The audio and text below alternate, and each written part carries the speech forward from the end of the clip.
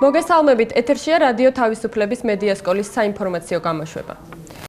პრეზიდენტი დევნილები ხელისუფლების მხრიდან უყურადღებობაზე საუბრობენ. უწყლობა, უმუშევრობა, სკოლისა და საბავშვო ბაღის არარსებობა, გასართობი და სპორტული მოედნის უქონლობა. ეს ის პრობლემებია, რომლებიც ლიახვისა და ახალგორიდან ჩასახლებულ დევნილებს აწუხებთ.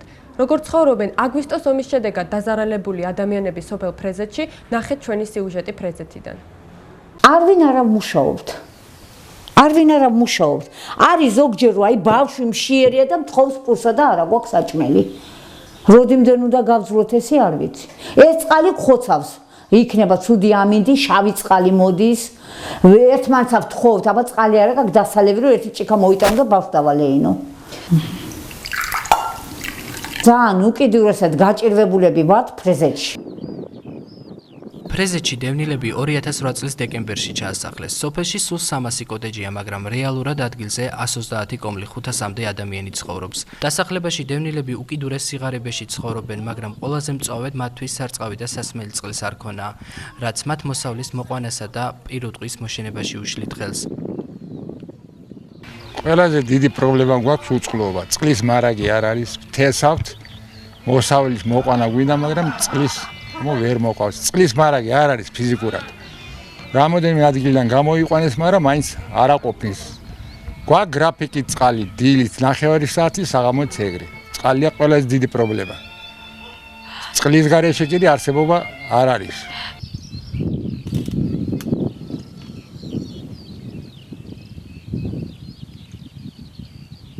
ის წყალი რომ მოდის, რაღა პრობლემა იქნება, როცა ავიღებთ შესანახათა დაწყება და მეტი გზა არ არის, უნდა დავლიოთ იტალახიან წყალი. დევნილები სოციალური დახმარების სახელმწიფო პროგრამითა და არასამთავრობო ორგანიზაციების თანადგომით ცხოვრობენ. პრობლემების მოსაგვარებლად მათ არაერთხელ მიმართეს რეგიონის დეპუტატსა და მცხეთის მუნიციპალიტეტს, მაგრამ დადებითი პასუხი ჯერ არ მიუღიათ. ფრეზეთში ბავშვებს უფროსებისაგან განსხვავებული სურვილები აქვთ. მათ ხელოვნურ-საფარიანი მოედნისა და გასართობ საგანმანათლებლო ცენტრის გახსნა სურთ.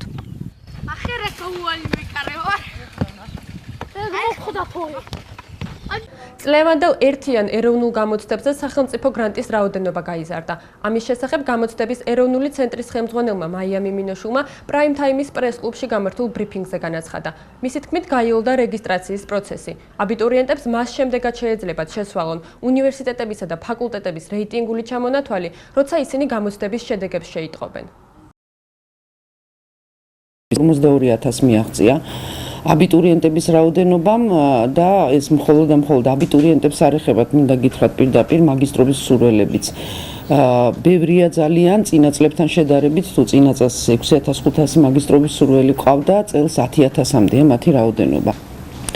გაიზარდა ოდენობა იმ თანხისა, რომელიც სახელმწიფო გრანტისთვის იყო გამოყოფილი, თუ წინა წლებში 10 მილიონი იყო გამოყოფილი სახელმწიფო გრანტისთვის, წელს ეს ოდენობა გახლავთ 18 მილიონი და ალბათ დამეთანხმებით ეს ძალიან დიდი სხვაობაა. და ეს უკვე აპრიორი ნიშნავს იმას, რომ გაცილებით უფრო მეტი სტუდენტი დაფინანსდება სახელმწიფოს მიერ. თბილისის მერიის 9 ლეკმა დღეს პატრონი იპოვა. ცხოველთა დაცვისა და გადარჩენის საზოგადოებამ ლეკების გაჩუქების აქცია თბილისის ზოოპარკის ტერიტორიაზე გამართა. აქციის ორგანიზატორები მსურველებს ლეკვებს უფასოდ ურიგებდნენ. ვინ იპოვა მეპატრონე გაჩუქების რიგით მეოთხე აქციაზე, ნახეთ ჩვენ სიუჟეტში. ეს უსახელო ლეკვი თვენახევრის არის და მერიის ცხოველთა თავშესაფარში რამდენიმე კვირის წინ მოხდა. ის ახლა ლეკვების გაჩუქების აქციაში იღებს მონაწილეობას. ორგანიზატორებს იმედი აქვს, რომ დანარჩენი 12-ის მსგავსად სწორედ ეს უპატრონო ლეკვიც ვინმეს მოეწონება და სახლში წაიყვანს. ადელინ მიურეი-სანგი ცხოველთა დაცვისა და გადარჩენის საზოგადოების თავმჯდომარეა. სწორედ მას დაებადა იდეა მერიის ცხოველთა თავშესაფართან თანამშრომლობით მსგავსი აქცია ჩაეტარებინათ თბილისში. დაახლოებით 2 წლის წინ დავიწყე მუშაობა ამ ორგანიზაციაში. ზოგადად მიყვარს ცხოველები, სულ მყავდა ან კატა, ან ძაღლი სახლში. ამხელა პრობლემა არის ეს ქუჩის ცხოველები, რომ სურვილი გამიჩნდა, რომ ჩავერთო ამ საკითხებში. ყოველ კვირას სპეციალურად ამ დღისთვის ორგანიზატორები თავშესაფრის 20-მდე ლეკვს არჩევენ და აქციაში მონაწილეობის მისაღებად მოჰყავთ. აქციის ერთ-ერთი ორგანიზატორი თეიმურაზ წიქორიძე ამბობს, რომ ცხოველებს გავლილი აქვთ სამედიცინო შემოწმება, თუმცა ასაკის სიმცირის გამო ვაქცინაცია ჯერ არ აქვთ ჩატარებული. სამწუხაროდ მოხდა ორი შემთხვევა, როდესაც დავაბრუნეთ ჩვენ უკვე ცხოველიმ და სათანადო პირობებში მაინც დარღვეული იყო ჩვენი შეთანხმება.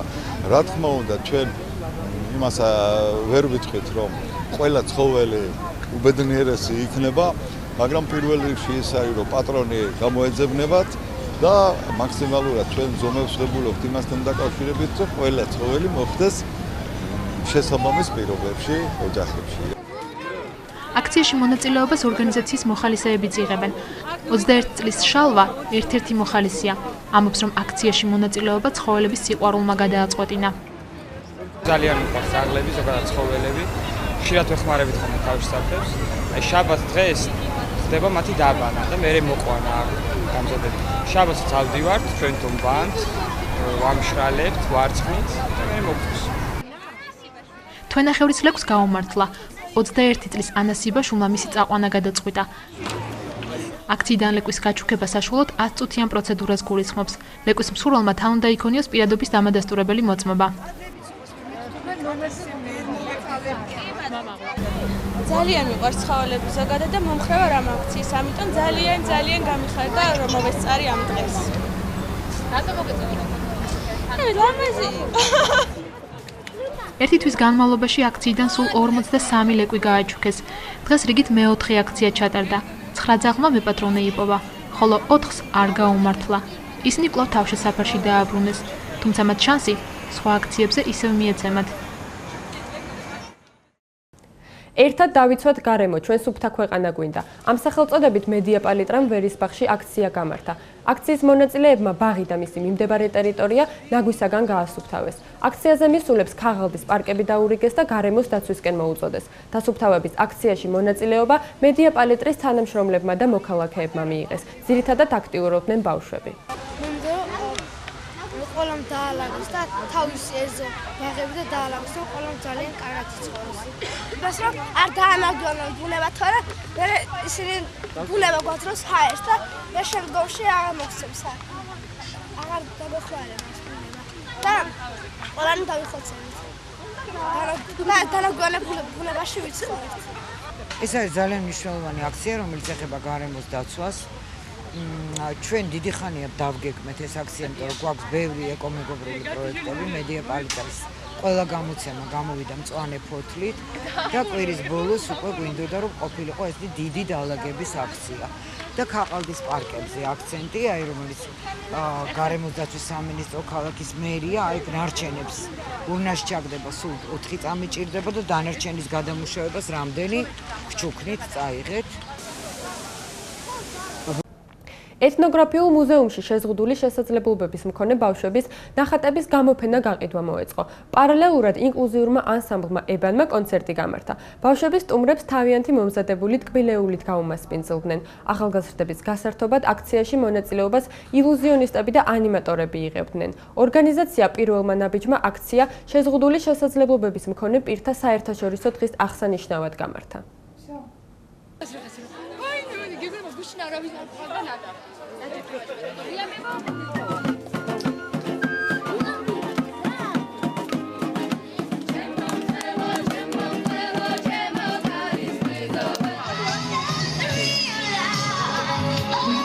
ჩვენთვის ყოველთვის მაგალითი რომ არასდროს არ მოვიწყდებოდეს რომ ვიყო ნამდვილი და კეთილი და ძალიან მომწონს, ძალიან ლამაზი და კარგი ნახატებია, მაგრამ რატომაც ვერ ვერთობი.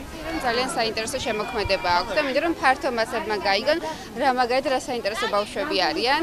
ესეთი ღონისძიებები კიდე იმიტომ არის მნიშვნელოვანი, რომ რაღაც ერთი საშუალებაა კიდევ საზოგადოება შეხვდეს ამ ბავშვებს, დაინახოს, უშუალოდ გქონდეს ურთიერთობა. რომ ყველამ ერთად ძალიან მაგრად ვიმხიარულოთ. თანახმა ხარ? 17 მაისის მოვლენებიდან ერთ თვეზე მეტი გავიდა, თუმცა რა მოხდა რეალურად ამის აღქმა და გააზრება მხოლოდ ახლა იწყება. თამთა მელაშვილი ერთ-ერთი მათგანია, რომელიც აქციის ეპიცენტრში მოხვდა და აგრესორების უშუალო მსხვერპლი გახდა. როგორია მისი ცხოვრება 17 მაისის შემდეგ, გაიგეთ ჩვენი სიუჟეტიდან.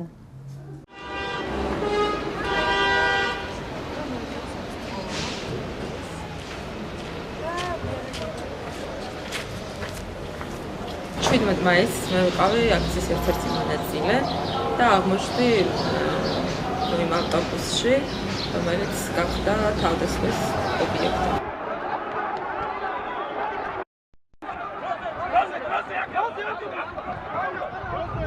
აი მაშინ სკეს ავტობუსში ავდიოდი, არ მქონდა შიში. პირველი წუთები ავტობუსში ჩთომისაც არ მქონია ესეთი საფრა, რომ შეიძლება მე რაღაცა მე და ჩემი მეგობრებს მოვიდეს რაღაცაში. რამდენი წუთის შემდეგ მომხდარა რომ ეს რაღაცა სერიოზულია, სერიოზულია შეგვარს. მაშინ როდესაც ავტობუსი შემოვიდა სამკაულო. და როდესაც დავინახე ბევრი აგრესიულად განწყობილი საეკლესიო პირი და ბევრი. და გვიცავდა რამდენი პოლიციელი. და ეს პოლიციელი გვიცავდა როგორც ადამიანები, როგორც პოლიციელი. სოციალისტები როგორც პოლიციელი. სადაც საბოლოოდ დავჯექი და ეს წინა სასიკუდილეს და ეს სიმშვიდე და ეს ყველაცაც აი ცნობილი, ძალიან ცნობილი ტამბურიანი მოდელი აღიმართა ჩვენი ავტობუსის წინ და მე მივხვდი რომ ეს არის დასასრული.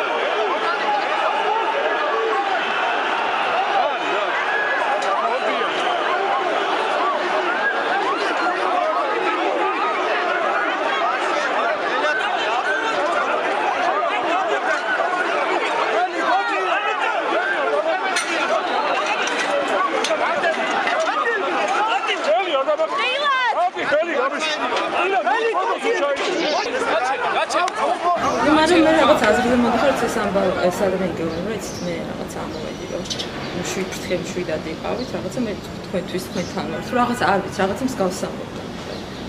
გადაგვეფარა 5 დღეს და გვიცავდა და სხვა შორს ძალიან გაუჩნდა. და ნუ რაღაცა სადღაც სამშვიდობას არ ვიყავით გასული, მაგრამ როდესაც მე კომუნიკაციის შესაძლებლობა მომეცა, რომ ვკითხე, რომ მეთქი მითხარით რა, რომ ვიცავთ თქვენი სახელი, ადამიანი გადაგარჩინა ხო? ძალიან თავდაბურად რომ გეტყოს ადამიანურად რომ მითხრა სახელი დავითი, მაგრამ არ მითხრა თქვათ რომელი ეკლესიიდან იყო არაფერი არ მითხრა. ლესეცის ბოლოში რომ გავედით სამშვიდობის შედარებით და მოგვეცა ის ასი რაღაც კომუნიკაციის საშუალება. რომ მანამდე კომუნიკაციის საშუალება უბრალოდ არ იყო. ამ დავითმა ესეთი რაღაცა ვარო ენუგეშენიათ მართლა ჩვენი სოციალურები გიარვათ, რომ ჟურნალისტებს ვარდოთ.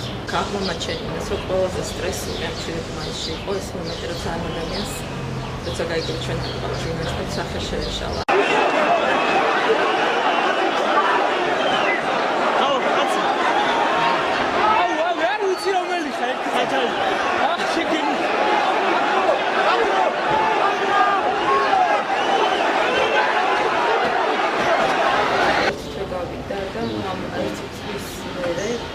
შედეგი ის არის, რომ ჩემს გარშემო არის ჩემი ჩათვლით ბევრი დასწრებული ადამიანი, ბევრი უფლებები დაუსჯელებელი. 23 ივნისს საქართველოს დემოგრაფიული აღორძინების ფონდი ფილარმონიაში გრანდიოზულ აქცია-კონცერტს გამართავს. დღეს ფონდის წარმომადგენლებმა სასტუმრო რედისონში კონფერენცია ჩაატარეს. მათ დაწვრილებითი საუბრეს კონცერტისა და ფონდების მიზნების შესახებ. საქველმოქმედო კონცერტში მონაწილეობას მიიღებენ საპატრიარქო ბიზნესმენები, ხელოვანები და საზოგადოებისათვის ცნობილი ადამიანები. კონცერტიდან შემოსული თანხა დემოგრაფიულ პროგრამებს მოხმარდება. კონცერტს სპეციალურად ამ დღისათვის შექმნილი სიმღერა დახურავს. და მათი შვილების აღზრდა და რაც ყველაზე მთავარია, ის იქნება ქვეყნის გადარჩენა. იქნება გრანდიოზული კონცერტი საღამო, სადაც გაიმართება ტელემარათონიც, გალა-კონცერტი იქნება. პირდაპირ ეთერში გადასცემს ამ კონცერტს რამდენიმე ტელევიზია, ეს უკვე უპრეცედენტო შემთხვევაა საქართველოში და გეტყვით იმასაც, რომ ეს არ იქნება მხოლოდ კონცერტი. აქ იქნება ჩართვები უცხოეთიდან 5 ქვეყნიდან გვერდთვებიან საქართველოს მოქალაქეები, ქართველი იმიგრანტები, რომლებიც გვეტყვიან თუ რატომ წავიდნენ, რისთვის წავიდნენ და რას გვერდებიან, დაბრუნდებიან თორე თავიანთ სამშობლოში. კონცერტის მსვლელობის დროს რა თქმა უნდა შესრულდება ეს ჰიმნიც, რომელიც ჩვენ რამოდენიმე მომღერალმა ჩავწერეთ და ესეთი თანადგომით ვართ ამ ფონდის მიმართ. რაც შეგვიძლია მხოლოდ ეს არის და ყოველთვის ესეთ საქმეს ამოვუდგებით აუცილებლად ხარში. აფრიკა თბილისის ერთ-ერთი გარეუბანია. რა ხდება, როგორ ცხოვრობენ და რა პრობლემები აქვთ ადგილობრივებს? ამის შესახებ ჩვენი სიუჟეტიდან შეიტყობთ. ჰიდრომშენის დასახლებაში აფრიკა არ არის კულტურის ცენტრი, კინოთეატრი, არქიტექტურული ძეგლები. მოსახლეობას არც სპორტულ გამაჯანსაღებელი დაწესებულება აქვს. თეატრი არ არის, კინო აქ არ არის, სპორტული მოედანი აქ არ არის და არაფერი არ არის. თითქმის არაფერი არ არის.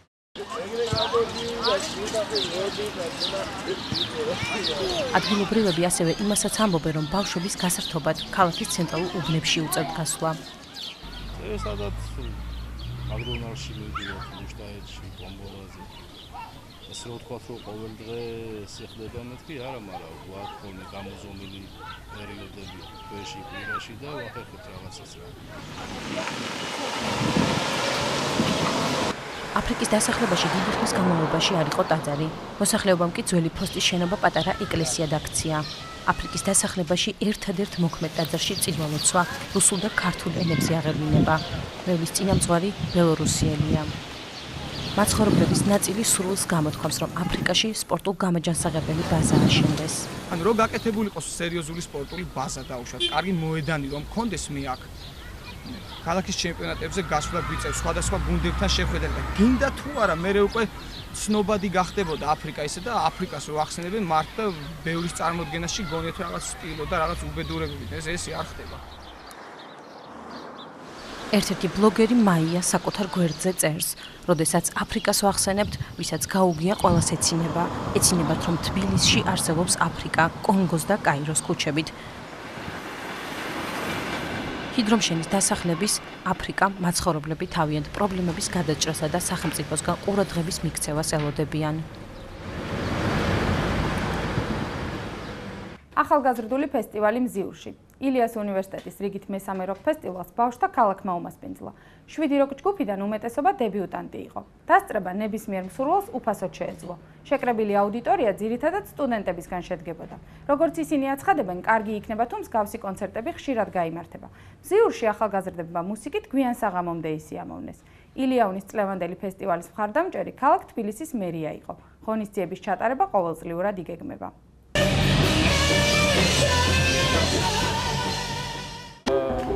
ეს იდეა გამიჩნდა მე, როგორც ილიას უნივერსიტეტის თანამშრომელს, მივაწოდი ადმინისტრაციას და ძალიან დიდი სიამოვნებით დამთანხმდა უნივერსიტეტის ასე ვთქვათ ტოპ მენეჯმენტი და აიგო მესამე წელია ვატარებთ ამ ფესტივალს. ჩვენ ვართ ბენდი სონადორი, რომელიც ესპანურად ნიშნავს მეოცნებას და უკრავთ ექსპერიმენტულ მუსიკას ფლამენკო მეტალის სახით. რა ვიცი, ეს ბენდი სადღაც 3 წელი არსებობს, მე ახალი მისული ვარ რა. დაახლოებით 1 წელია რაც მე უკრავ რა. გამოვსულ ვართ რამოდენიმე ფესტივალზე ადრეც. და ეხა ეს ილიას ფესტივალი ძალიან კარგი რაღაცაა. ერთი იდეით გაერთიანებული 4 ახალგაზრდა ენთუზიასტი უკვე რამდენიმე წელია თეატრალურ სივრცეში ადგილის დამკვიდრებას მარიონეტების მეშვეობით ცდილობს. რა პირობებში უწევთ მათ მუშაობა და შეუძლია თუ არა მაყურებელს მათი შემოქმედების ხილვა, ამის შესახებ სიუჟეტიდან შეიტყობთ. სოლოლაკში მდებარე ნახევრად სარდაფში ახალგაზრდები თითქმის ყოველდღე იკრიბებიან. თეატრალური უნივერსიტეტის დასრულების შემდეგ ირაკლი ხოშტარიამ 3 მეგობარი შეკრიბა და მარიონეტების თეატრი დააარსა. ჩვენი თეატრი უკვე 2 წელია არსებობს, მათი რეპერტუარი ძირითადად საბავშვო სპექტაკლებისგან შედგება. გადავწყვიტე რომ ანუ რაღაცა სახლში ჯდომას, ეზოში ჯდომას რაღაცა მეკეთებინა. მონდა რაღაც მომივიდა იდეა რომ რაღაც შეგვექნა თეატრი, შეგვექნა რაღაც პერფორმანსი, რითაც მე სავიზიტო ბარათი იქნებოდა ჩვენთვის, ჩვენი თეატრისთვის, მომავალში თეატრისთვის. ეს შოუ, პირველი სპექტაკლი არის ჩვენის, ნაცარქექია, მარიონეტების სპექტაკლი არის. მე წამოვიდა უკვე იდეები, აზრები, ან როგორ ანერად ჯობდა რომ გავკეთებინა. თოჯინებს საკუთარი ხელით ქმნიან და მათ სხვადასხვა სპექტაკლში აცოცხლებენ. პირველი დამოუკიდებელი ნამუშევარი 4 თოჯინისგან შექმნილი ჯგუფია, რომელსაც ჩვენი ბენდი დაარქვეს. შეგრძნება როგორიც შვილს რო უვლი ხო? ხო ხდები? აი ეგ დაახლოებით ალბათ ეგეთი შეგრძნება, იმიტომ რომ რაღაც რომ იცი რამხელა შრომა გაქვს ამაში ჩადებული და რამხელა წვალებით აქ გაქვს გაკეთებული. უკვე ყველაფერზე ოდნავ რაღაცა ზედმეტად ხელი არ მოკიდოს ვინმე უშნოდ ან რაღაც ცოტა სხვანაირი ისინი განცდები უკვე. საქართველოსგან განსხვავებით ისინი საზღვარგარეთ უფრო პოპულარულები არიან. მონაწილეობას იღებენ სხვადასხვა კონკურსებსა და ქუჩის პერფორმანსებში. თურქეთში მოვწონთ ყველას. ძალიან მოწონთ ჩვენი ნამუშევრები, ქუჩაში ვიყავით თავიდან, ქუჩის პერფორმანსით დავიწყეთ, მერე გაგვიცნეს პოზიტივ არის ესეთი რა ქვიათ? საპროდიუსერო ჯგუფი, რომელიც აკეთებს ფესტივალს, რაღაცებს გეგმავენ ქალაქებში და მათთან გვაქვს კონტრაქტი.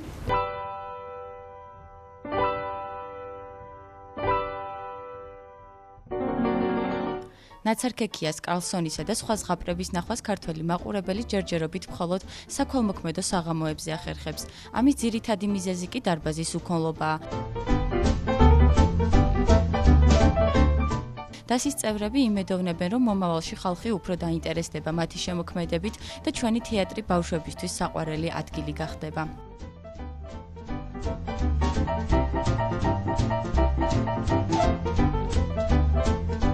ბიენალეს ხელოვნების საერთაშორისო გამოფენაზე საქართველოდან მონაწილეობა არც ჯგუფმა ბულიონმა მიიღო. პირველად ფესტივალის ისტორიაში ვენეციის 54 ბიენალეზე ქართული პავილიონი გაიხსნა. ხელოვანებმა ქართული პავილიონი კამიკაძე ლოჯიით, ეგრეთ წოდებული ქართული მიშენებების ტენდენციის ჩვენებით, პერფორმანსებითა და ქორეოგრაფიული ჩანართებით წარმოადგინეს. მოგესალმებით კიდევ ერთხელ ვიწყებთ ვარჯიშს. უცებ მიაღწევთ სასწავლო შედეგს, შესაძლოა ზუსტად გაიმეოროთ. ეს ვენეციის 54 ბიენალეს ქართული პავილიონია, ეგრეთ წოდებული კამიკაძე ლოჯია და მისი წლევანდელი ბინადრები არც ჯგუფი ბულიონი, პერფორმანსით რელიგიური აერობიკა. ყველაფერი 4 წლის წინ დაიწყო, როდესაც ახალგაზრდა ხელოვანებმა თავიანთი ნამუშევრებისთვის ალტერნატიული სივრცე მოძებნეს. საგამოფენო დარბაზები ზღუდავდა მათ, ამიტომ არჩევანი საკუთარ ბინებზე გააკეთეს. ერთი იდეით გაერთიანებული ახალგაზრდების პირველი ერთობლივი ნამუშევარი იყო პერფორმანსი სახელწოდებით ბინა 3. თავარი კონცეფცია, ანუ ამ ბინის გამოფენის არის ის, რომ ეს არის პრივატული სივრცე, რომელსაც ხვდით საჯაროს.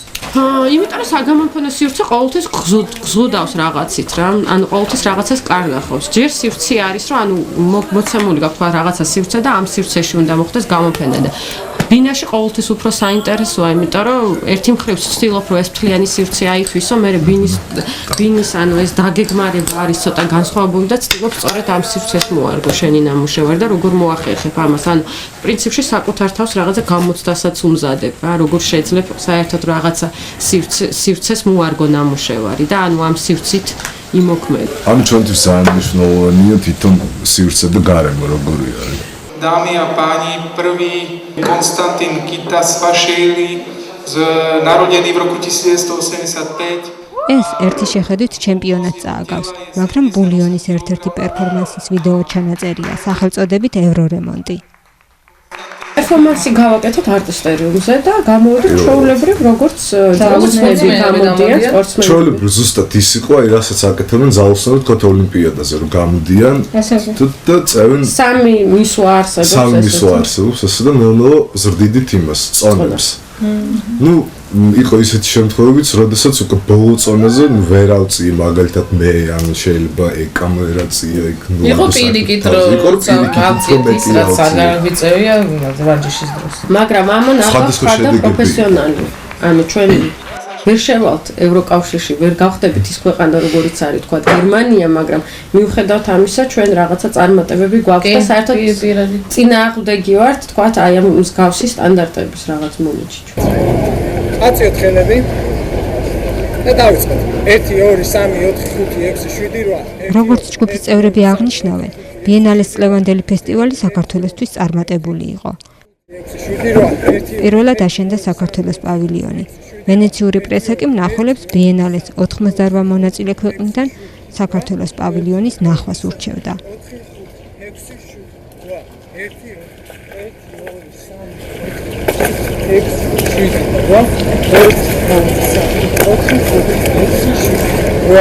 დავით კაკაბაძის პირველ ფართომასშტაბიან გამოფენას ეროვნული გალერეა მასპინძლობს.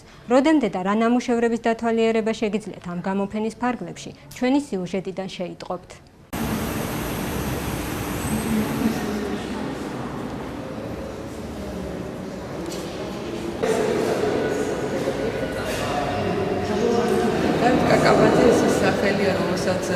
ერთის მხრივ თითქოს არ ჭირდება ზედმეტი წარდგენა საზოგადოებისთვის, მაგრამ ამავე დროს აი გამოფენის საშუალებით პირველად ეძლევა ქართულ და არაქართულ დამთვალიერებელს, რომ სრულად შეაფასოს და აღიქვას მისი შემოქმედება.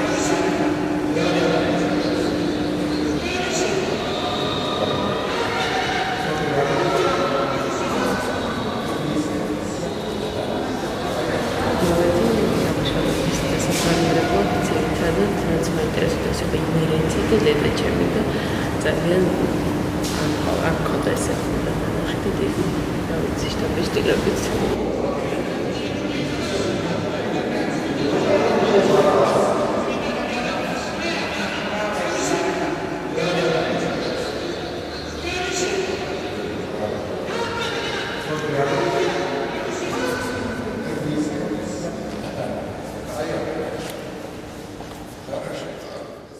რამდენიმე თვეა, რაც ჩიგუნის პრაქტიკა კუსპაძეს გახდა შესაძლებელი. ჩიგუნი ჩინურ მედიცინასა და ფილოსოფიაზე დაფუძნებული, კონცენტრაციის, მედიტაციისა და მოძრაობის ფორმაა. რა დატვირთვა შეიძლება ჰქონდეს ვარჯიშის ამ ფორმას ადამიანის ცხოვრებაში, სად და როგორ შეიძლება მისი პრაქტიკა, იხილეთ ჩვენს სიუჟეტში.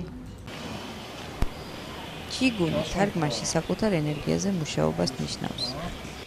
ჩინურ ფილოსოფიაში სამყაროში ყველაფერი ორ ინ და იან ასპექტებად იყოფა.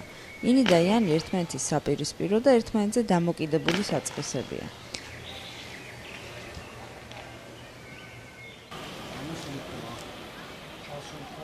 ჩიგუნი ამ ასპექტების გაცნობასა და გაწონასწორებას უწყობს ხელს. ის ადამიანს მასში არსებული ენერგიის, საკუთარი დადებითი და უარყოფითი, ქალური და მამაკაცური, აქტიური და პასიური საწყისების გაცნობას და ამ საწყისებით თამაშს ასწავლის.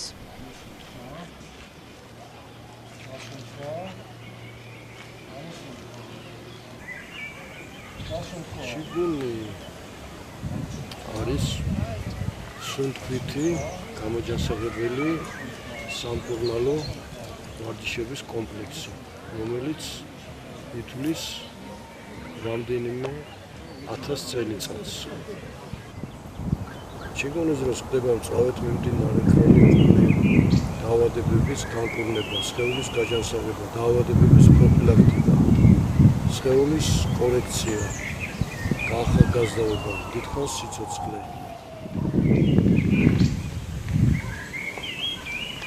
შრომისუნარიანი ხდება ადამიანი და უფრო პასუხისმგებლიანი ცნობიერება გადადის სხვა ხარისხში. ადამიანი ჩიგუნით შეიძლება სხვადასხვა მიზეზის გამო დაინტერესდეს. შეიძლება ეს იყოს გაჯანსაღება ან დაავადების განკურნება, კონცენტრაციის უნარის ან საკუთარი ენერგიის გაწონასწორების სურვილი.